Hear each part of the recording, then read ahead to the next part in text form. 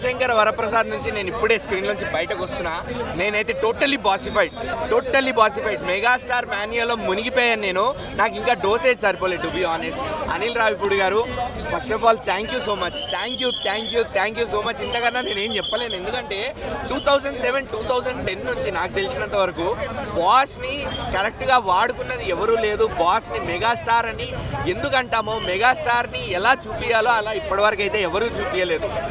అనిల్ రావిపూడి గారికి fans pulse తెలుసండి, family audiences pulse తెలుసు. ఒక చిన్న ఫ్యామిలీ ఇష్యూ, ఫ్యామిలీ టాపిక్ మీద సినిమా తీసేస్తారు. మొత్తం ఎంటర్టైన్మెంట్ జానర్లోకి వెళ్ళిపోయి మొత్తం సినిమా తీసేస్తారు. ఇక్కడ కూడా అంతే, ఒక చిన్న డివోర్స్ అనే టాపిక్ మీద మెగాస్టార్ ఫ్యామిలీ మ్యాన్ని చేసేసి ఆడుకున్నారు సినిమాలో. అసలు ఆ ఫస్ట్ హాఫ్ ఎంటర్టైన్మెంట్ ఏంటండి, పీక్ ఎంటర్టైన్మెంట్ మొత్తం బాస్ వన్ మ్యాన్ షో, భుజాల మీద మోసేడు సినిమాని బాస్. అసలు ఆ చరిష్మా, బాస్ గ్యాంగ్ లీడర్ లాంటి లుక్స్, గరాన మొగుడు లాంటి డ్యాన్స్ ఏం లేదు అసలు సినిమాలో.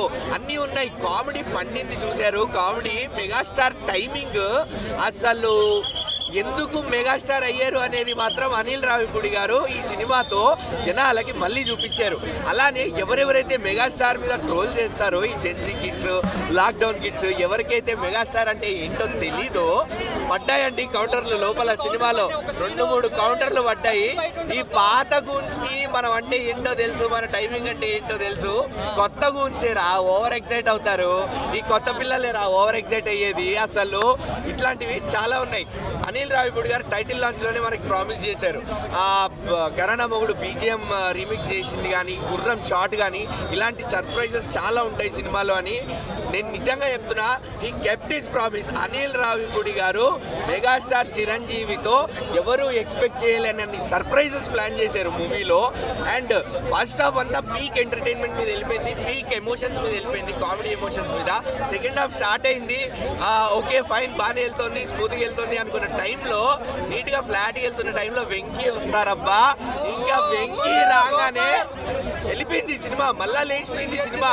ఇంకా వెంకీ చిరు ఆన్ స్క్రీన్ కాంబినేషన్, వాళ్ళ కెమిస్ట్రీ, వాళ్ళ బ్యాంటర్, ఇద్దరు టీజ్ చేసుకున్న విధానం, ఎవ్రీథింగ్ అసలు అసలు ఇద్దరు మందు తాగే సీన్లు అయితే నాకు తెలిసి ఆ మందు స్లోగా ఇప్పుడు ఫేమస్ అయిపోద్ది. అనిల్ రావిపూడి గారు, మీరు మళ్ళీ ఇంకోటి తీసుకొచ్చారు ఫేమస్ అవ్వడానికి. ఇప్పటి వరకు అట్లా ఎవరూ తీయలేదు. అండ్ ఇంకోటి ఏంటి, ఇద్దరు నుండి మీరు ఎక్స్పెక్ట్ చేయండి ఏంటి తెలుసా, కలిసి డ్యాన్స్ చేయడం, ఆయన పాట మీద ఈయన పాట మీద ఆయన.